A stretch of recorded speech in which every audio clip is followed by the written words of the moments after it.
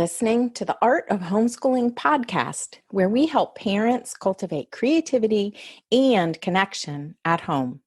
I'm your host, Jean Miller, and here on this podcast, you'll find stories and inspiration to bring you the confidence you need to make homeschooling work for your family.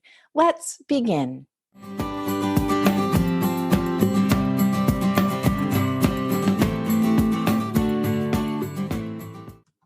Amid the busy days of homeschooling, reflection is often the most powerful tool that we overlook. What if the key to making every homeschool day smoother wasn't found in more resources, but in simply taking a moment to look back and think about what went well and what was challenging? The gold is then in taking those reflections and setting some intentions going forward based on your insights. And that's what we're talking about today here on the Art of Homeschooling podcast. Welcome to episode 205, The Power of Reflection. Are you ready to unlock breakthroughs by slowing down and taking a little time to reflect? Reflection is really just sitting in quiet contemplation and taking some time for consideration. It can help us calm our nervous systems and really look at situations and things that have happened, circumstances in our lives from a more neutral place. Here are some thoughts about reflection questions because it helps to have a few questions to ask yourself. This is what we do inside the Inspired at Home community at the beginning of every month. We have a reflections guide that we use on the reflections call that we gather on Zoom for at the beginning of each month. And the guide has a section for looking back and then one for looking ahead with questions like, what went well? What challenges did we encounter? What unexpected learning happened? These questions can support you in your transition from 1 week to the next or 1 month to the next for the whole homeschool year. So I want to encourage you to give yourself time to check in, take stock, and then make adjustments as needed. Recently, one of the members of the Inspired at Home community made this comment on a reflections call. She said, before this call, I felt like everything was a mess. Then, while reflecting, I realized that there are some things that are working, and I can just make little tweaks rather than throwing it all out the window. What an incredible insight to have. It's such a simple process to reflect, but it can have profound effects on us and our homeschooling. You start by taking a look at how things went for your previous week or even month, and then look at what your intentions are for the upcoming week or month. It's a simple framework, really. And these reflections can help you grow week to week on your homeschooling journey. I often suggest with these questions, thinking about sitting with them sometime between Thursday through Sunday each week to see what comes up from this time of reflection. Maybe it's at the end of the week on Friday afternoons, or perhaps it's on Sunday mornings, anytime over the weekend. You get to choose. Whatever you do, keep it simple and light, but be sure to do it. I think you'll be amazed at the insights you gain. You can even create a journaling ritual or practice and make it part of your inner work activities. However you do it, it's always helpful to reflect back and then look ahead. Writing or journaling our reflections can really add to their potency. But here's a tip for you. When journaling about any of the questions that you come up with, you don't even have to write in full sentences. You might challenge yourself to write down 10 things that went right as fast as you can, just mining for the little things, the tiny little golden nuggets. Rather than focusing on all the details at once, you can zero in on your feelings, because it's really the feelings that are evoked when you do these exercises that matter, not necessarily the resulting words. And that's where a fixed set of questions can really help you. I'm going to share a resource at the end that you might be interested in. This is definitely a process that you can do on your own, but I think it's more amazing and powerful to do in community, because articulating and then sharing your reflections helps you look at your circumstances with more compassion for yourself. And I feel so incredibly grateful that I get to witness the surprising results of doing this reflecting in community every single month.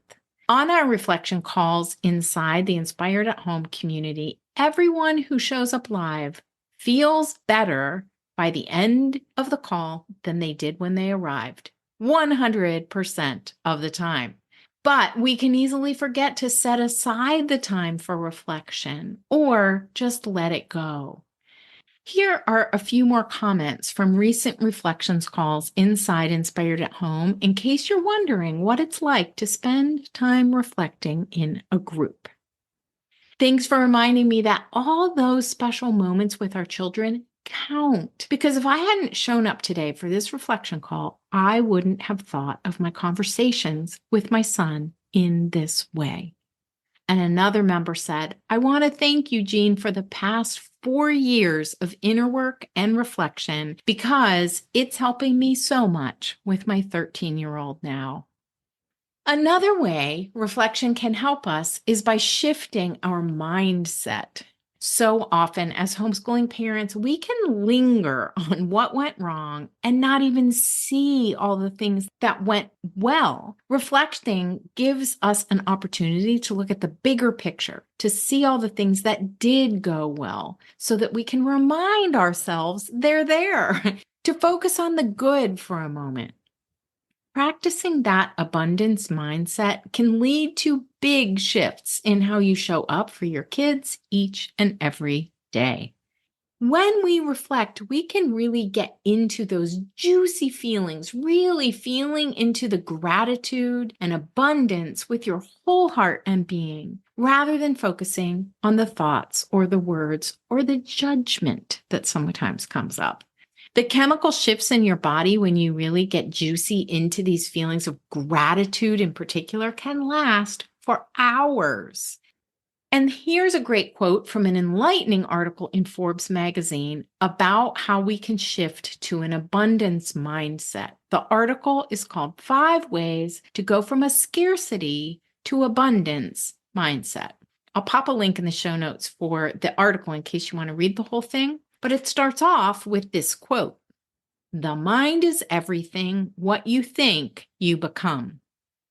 An abundance mindset refers to the paradigm that there is plenty out there for everybody, and that there is even abundance in existence, which I know we can sometimes forget. I sure did as a homeschooling parent.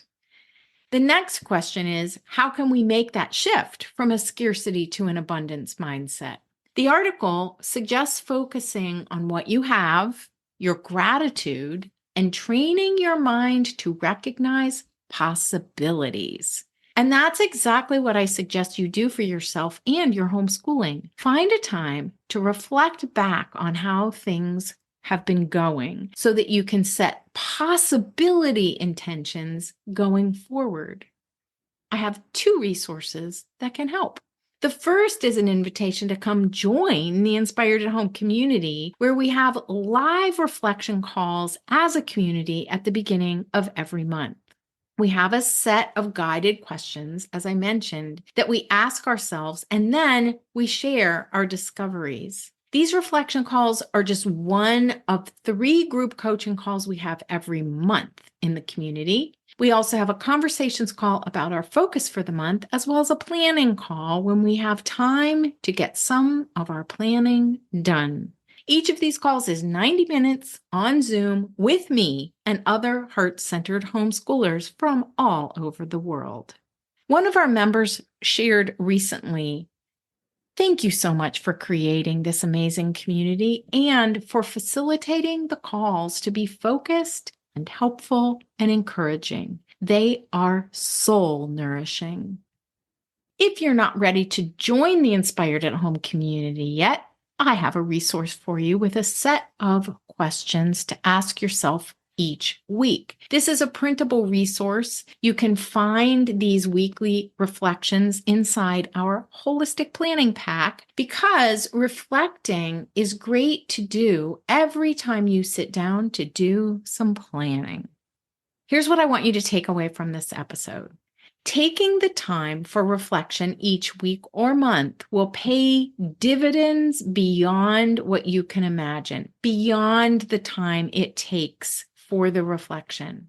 Start with a set of reflection questions, choose a regular time to reflect, and consider reflecting in community to deepen your practice and results.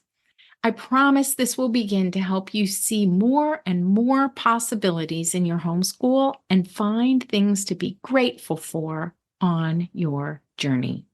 Thanks for listening, and be sure to check out the show notes for the resources I mentioned today. You can go to artofhomeschooling.com/episode 205. Talk soon. That's all for today, my friend.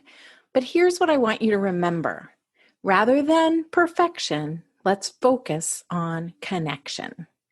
Thanks so much for listening, and I'll see you on the next episode of the Art of Homeschooling podcast.